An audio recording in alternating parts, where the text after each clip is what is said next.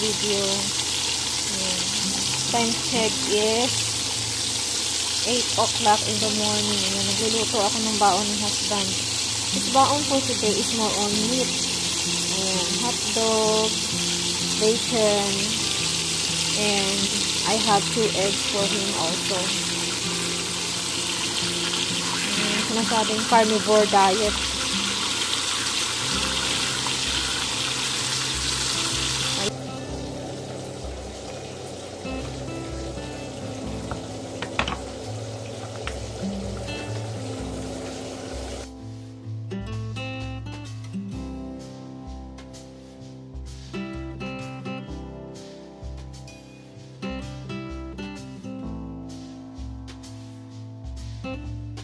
Siya lang naman mahilig na ito, guys. Ako hindi masyadong kumakain ito kasi nga ayaw ko yung masyadong salty.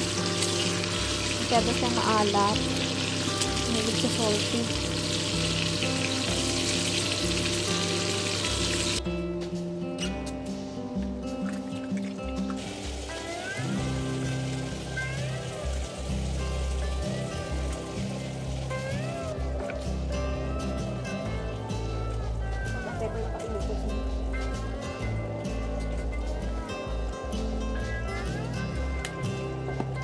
Attentive din lalo na to si Sky. Itong lalaki si Sky, yung babae si Kiwi. Si Kiwi medyo minion siya, medyo bully. I love you, Sky! You want some treats? Huh? Early treats? Yan to si Kiwi, may pagkamaldita yan siya, guys. Kasi, kapag bibigyan ko sila ng treats, ito yung treats nila. Pag binibigyan ko sila ng ganito, si Kiwi, kinukuha niya yung isang buo na treats na yan, no? Tapos itatapon sa baba, di ba? Para hindi makakain si Sky, di ba? Nasama ng ugali. Hindi ko alam kung paano pinalaki ng asawa ko to, bakit nagkamaldita ito. Come here, Sky, come here. Come here, Sky. Come here. Sky gonna eat his treats na. Huh? Come on, baby. Come on. Ayan. Come on.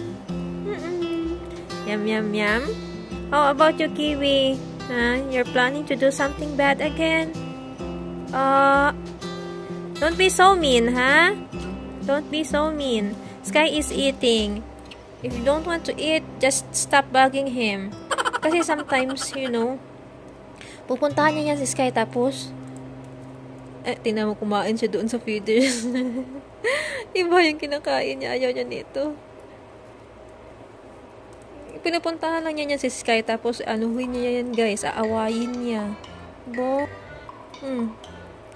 Diba? Ugali talaga, no? Kahit mga ibon may attitude talaga. A few moments later. Sabi ni husband, 95 Fahrenheit daw ngayong araw. Tapos yung humidity niya parang 100. Apay talaga naman. So, init nun. Itong mga lata, ini-start ko na kahapon i-UPin ng ganyan, kasi nga hindi nito pwedeng itapon sa garbage. Dadalhin namin to sa may tawag nito, dun sa may recycle something yan. Ay, nangyari sa bell pepper ko, may kumain. Oh no. Yan, tingnan nyo yan, guys. May kumain na something. Ano na naman to? Tingnan nyo, kinain. Ay, bihira talaga itong mga hinayupak na ito. Tingnan mo yung asawa ko doon, parang ewan. Oh my God. Asawa mo yung asawa ko. Ginagawa niya kapag dito ko sa labas magdidilig. Sisilip-silip niya sa bintana tapos magpapapansin.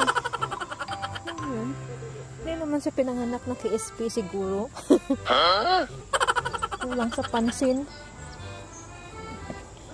Ang ganda ng field, guys, tingnan mo yan, kasi ito lang yung area na minomow nila, tapos iniiwanan nila. Hindi naman ang ganda, basta ang dami mga wild flowers and grasses, ganyan. Natutuwa ako kada hapon or umaga, yan yung gusto kong view, diba?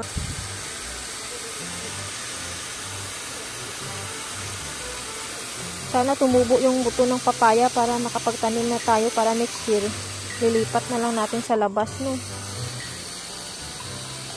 Nakakatuwa yung bunga ng cantaloupe, guys, oh. Akala talaga namin ni husband, hindi to siya magbubunga kasi, ano to eh, fruits na nabili namin sa Walmart. Tapos, nilagay ko sa compost, tumubo.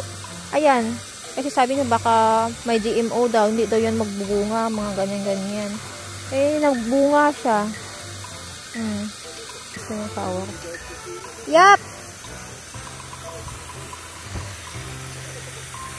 Kasi nilalak yung pinto namin, minsan naglalak yan siya eh.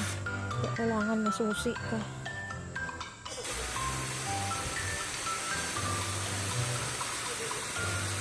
Do you think it's ready for harvest, this one? Huh? Is it ready for harvest now? Just about waiting for the rest of these to drop off. Okay. When all that's left is the black seeds. Yeah. We'll think that the birds And then we roast them. do you think that the birds did not find out, you know, Well, that they we may. have? As they fall off, they may find them. Okay. Purple one back here. That's ube. Huh? Ube. Ube? Yeah. Yeah, that's a gorgeous plant. Yeah. I need to, you know, I don't want them to climb on the roof. So, huh? That's okra. Is it? Yep. Oh, cute. Look at that big old... Got two little Yeah. pieces And then I think after 2 days I will harvest one of it. And then I will leave some for next year seed.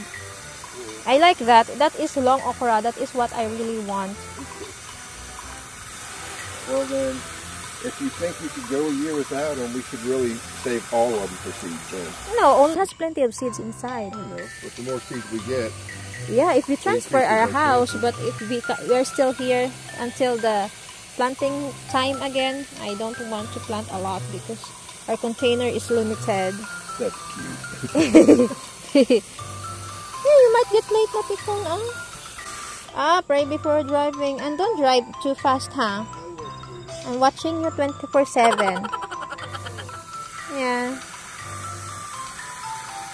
Ito yung lagi na huwag mag-drive ng mabilis. Kasi, although, lagi naman siya nasa speed limit, guys. Kasi alam mo si husband dati, bago yan nag-paramedic, naging ano din yan siya, naging county sheriff siya. Parang police na. Ayan.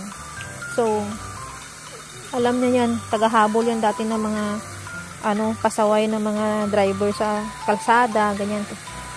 Kaya alam niya yan yung mga patakaran.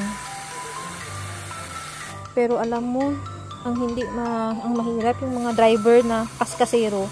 May tiwala ako sa pagdadrive ni husband kasi nag-work yan siya 911 sa chase car, laging mabilis. Kahit dun sa mga liblib na lugar na paliko-liko, mabilis yung pagtakbo nila kasi nga emergency chase car siya eh. 911. So, pag emergency yan, di ba? Pang emergency yung 911. Yan, ang bilis ng patakbo ng mga yan. Pero, yung mga driver sa kalsada, wala akong tiwala. Tapos, meron namang dalawang tao na parang sports car yung gamit nila. Papaligsahan sila sa nag-chase, sila, parang car racing sila sa kalsada. Ginawang playground yung expressway. Sabi ni husband, pag talagang pulis pa ako nito, talaga namang ipupull over ko to at saka tikitan yung mga makukulit na to. Sabi ko, ay naku. Yun yung mahirap, guys, no? Kahit gaano ka kaingat minsan sa buhay mo, may mga tao talaga sa kalsada na mga walang pakialam. Alam mo yung isang medic nila kasama ay AMT, yung ka-workmate ng asawa ko, 21 years old pa lang siya, guys. Hindi na siya makapag-work kasi na-injured siya kasi yung kaskasero na yung mga driver, ayun,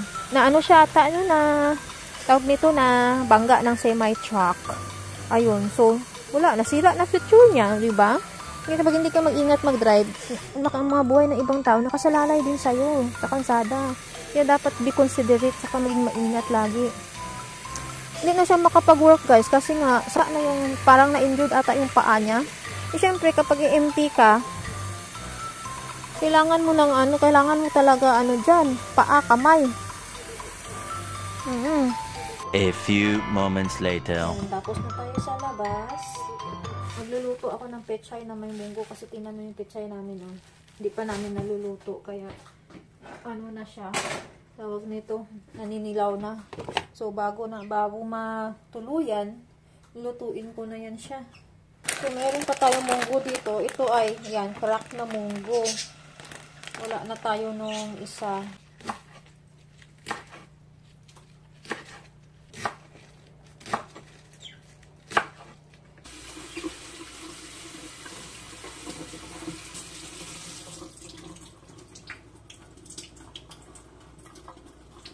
Alam niyo yun guys, kapag every time na nakikita ko itong mga sibuyas, talagang thankful talaga ako kay Lord kasi hindi na namin kailangang bumili nito.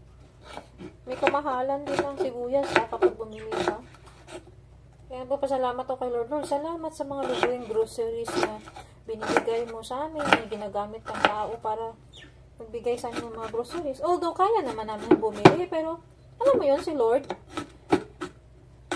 kahit simpleng bagay, alam mo yung simpleng bagay, concern siya sa'yo, ganyan, o diba? At least, nakakatipid talaga kami. Sabi nga, in every simple thing, you should appreciate God, you should be grateful, ganyan, be thankful. Kaya, natutuwa lang ako kasi, alam mo yun, kahit sa simpleng bagay, tinitake care ka ni Lord. Nakapagbigay din kami sa nanay ko, ganyan. Yung nanay ko, hindi naman siya demanding. Hindi naman pwedeng pabayaan mo yung parents mo kasi you will be napaka-irresponsible mo namang anak kung papabayaan mo yung parents mo. Kasi, parents mo yan eh. Okay lang kung ibang tao yun. Pero, parents mo yun eh. Diba? They're not perfect, but they're still your parent. Parent lang pala kasi nag-iisa na lang nanay ko. Siya na lang. Lahat naman ng ginagawa natin dito sa mundo guys, either kahit sabihin mong tulong mo yan sa nanay mo, alam mo yon, gagawin mo yon dahil kay Lord. Diba? Sabi nga sa Bible, whatever you do, work at it with all your heart, as working for the Lord and not for men. So, lahat ng mga ginagawa natin na pagtulong, ganyan, diba? Ginagawa natin yan dahil mahal natin si Lord, diba? Kaya yung mga effort yung pagtulong mo sa magulang mo, hindi yan sayang. Kasi darating yung time na i-repay lahat ni Lord yan sa'yo. Babalik niya lahat ng mga effort mo. I do believe. Kasi good deeds yun eh. Lahat ng, sabi nga kahit masama at mabuting gawa, merong balik sa atin yan, di ba? Yun yung pinapaniwalaan ko. Kasi Bible din mismo nagsabi, di ba? So, lahat ng ginagawa natin merong consequences. So, if you sow good things, you will reap good things. If you sow bad things, you're gonna reap bad things. Yun na yung sinasabi na hindi pwedeng magbunga ng mangga ang santol. Diba? So, hindi pwedeng magbunga ng masama ang mabuti mong ginagawa. Ganun yun. So, ako, sabi ko yung lagi, kahit si husband din nagsasabi, it's just a money. Yun lang yan. Money comes, money go, sabi niya. Yun nga, bumabalik lagi sa akin yung sinasabi ng evangelist kahapon na, diba? Bakit mo naman, kasi everything is temporary. So, just use it for good things, diba? Para naman magiging happy yung parents mo. Kasi hindi natin alam, diba? Amin mo yung maraming pera. Diba? So, in the end, di mo naman mapakinabangan yan eh. Kapag namatay ka na, iba naman yung makikinabang yan. Kaya, ang madadala lang naman natin sa langit kapag namatay tayo yung good deeds na ating ginawa dito sa mundo. Diba? Yung mga mabuting gawa natin. So, ayun. Diba?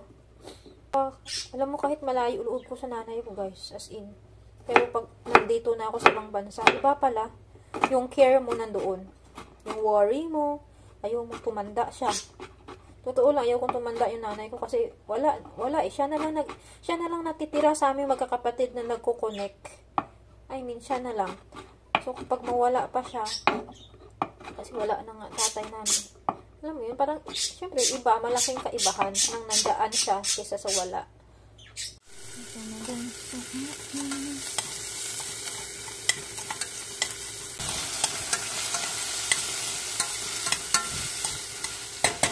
Guys, sarap na nilagay ko.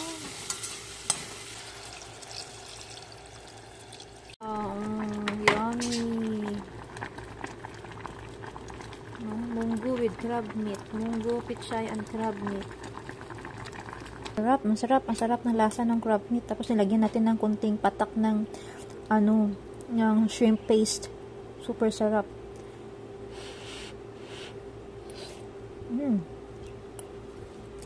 Diba? Grabe. Buti na lang talaga may aircon kami guys, dalawa.